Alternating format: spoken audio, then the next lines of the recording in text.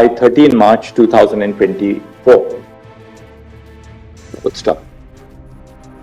The directions of this court are extracted below. Colon. Copy कर लीजिए. Has to be, what has to be analyzed is whether SBI is justified in seeking an extension of time. दोस्तों, supreme court में किसी की एक नहीं चली. SBI को सुप्रीम कोर्ट ने सीधा चेतावनी दे दी है कि गोल गोल घुमाना बंद कीजिए और डेटा जारी कीजिए. 3 महीने नहीं, 3 दिन का भी समय एसबीआई को सुप्रीम कोर्ट ने नहीं दी है. एसबीआई को इलेक्टोरल बॉन्ड मामले में सुप्रीम कोर्ट से तगड़ा झटका लगा है. एसबीआई ने 30 जून तक का समय मांगा था. सुप्रीम कोर्ट ने 3 दिन का भी समय नहीं दिया और एसबीआई के पैंतरेबाजी निकाल दी. एसबीआई 12 मार्च तक यानी 1 दिन के भीतर सारी जानकारियां इकट्ठा करे और दे दे चुनाव आयोग को. इलेक्शन कमिश्नर सारी जानकारी को जो है इकट्ठा करके 15 मार्च शाम 5 बजे तक इसे वेबसाइट पर पब्लिश करे. कोर्टरूम में क्या कुछ हुआ, किस तरह से बहस हुई, सीजीआई चंद्रचूड़ गुस्से में लाल कैसे हुए, सारा कुछ बताऊंगी आगे आपको वीडियो में, तो वीडियो को आखिर तक देखिएगा. नमस्कार, स्वागत है आप सभी का देश नीति पर. मैं हूं आपके साथ अदिति.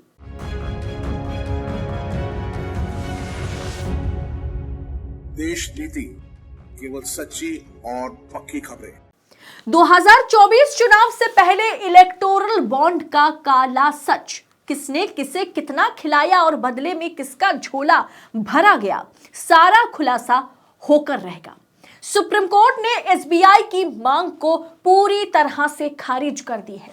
सुप्रीम कोर्ट ने सख्ती दिखाते हुए कहा है कि एसबीआई कल ही यानी 1 दिन के भीतर बॉन्ड से जुड़ी सारी जानकारी दे और चुनाव आयोग इसे 15 मार्च तक पब्लिश करे. यानी 15 मार्च तक सारा कुछ जो है वो पब्लिक डोमेन में आ जाए.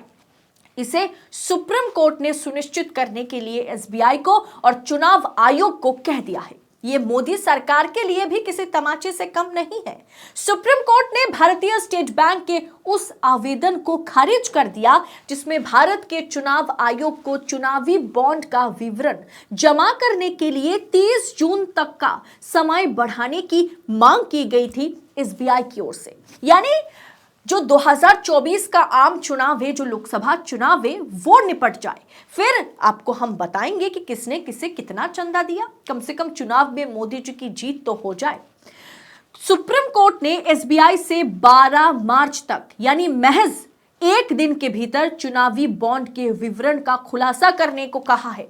सुप्रीम कोर्ट ने एसबीआई को चेतावनी दी है कि अगर बैंक ने 12 मार्च तक बॉन्ड का विवरण चुनाव आयोग को नहीं सौंपा तो वो उसके खिलाफ अवमानना की कार्रवाई शुरू कर देगा. यानी कॉन्टेम्प्ट ऑफ कोर्ट का मामला शुरू हो जाएगा. सुप्रीम कोर्ट ने साफ कर दिया कि अगर आप डेटा सबमिट नहीं करते हैं तो एसबीआई के खिलाफ contempt of supreme courts order यानी अवमानना का केस चालू हो जाएगा.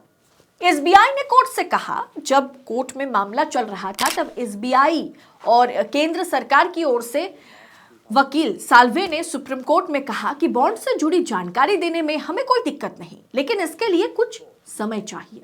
इस पर डीवाई चंद्रचूड़ ने पूछा, पिछले सुनवाई 15 फरवरी को हुई थी, तब से लेकर अब तक यानी 26 दिनों में आपने क्या किया है. सुप्रीम कोर्ट में इलेक्टोरल बॉन्ड की बहस में हरीश साल्वे ने कहा कि हमें 3 महीने का वक्त चाहिए क्योंकि इलेक्टोरल बॉन्ड के रिकॉर्ड जो है वो सॉफ्ट कॉपी के रूप में कोर बैंकिंग सिस्टम में दर्ज नहीं होते.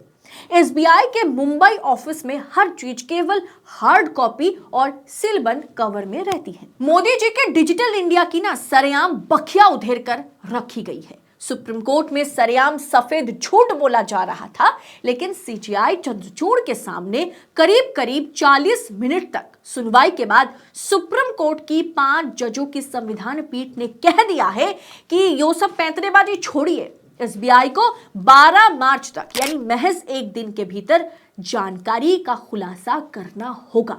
इलेक्शन कमीशन सारी जानकारी को इकट्ठा कर 15 मार्च शाम 5 बजे तक इसे वेबसाइट पर पब्लिश करें.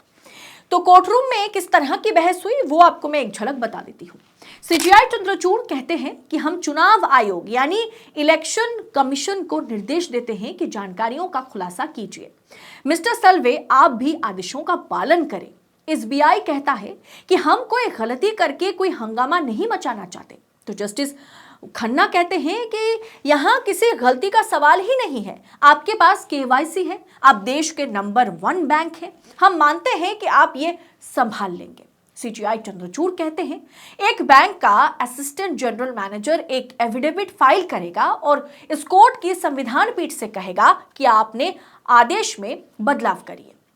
ये कैसे संभव है? एसबीआई की ओर से कहा जाता है वही व्यक्ति है जिसे ये करना है, कृपया हमें थोड़ा सा वक्त दीजिए ताकि ये चुनाव निपट जाए। ये तो कहा नहीं गया, मैं कह रही हूं हम ये कर देंगे। अगर बॉन्ड खरीद और डोनेशन पाने वाली पार्टियों का मिलन नहीं करना है तो हम 3 हफ्ते में सब कुछ दे देंगे। जस्टिस गवई कहते हैं आपको ये 3 हफ्ते किस लिए चाहिए जनाब? जस्टिस खन्ना कहते हैं राजनीतिक दलों ने पहले ही डोनेशन के बारे में जानकारी दे दी है, बॉन्ड खरीदने वालों की भी जानकारी मौजूद है, फिर देने में कहां दिक्कत आ रही है?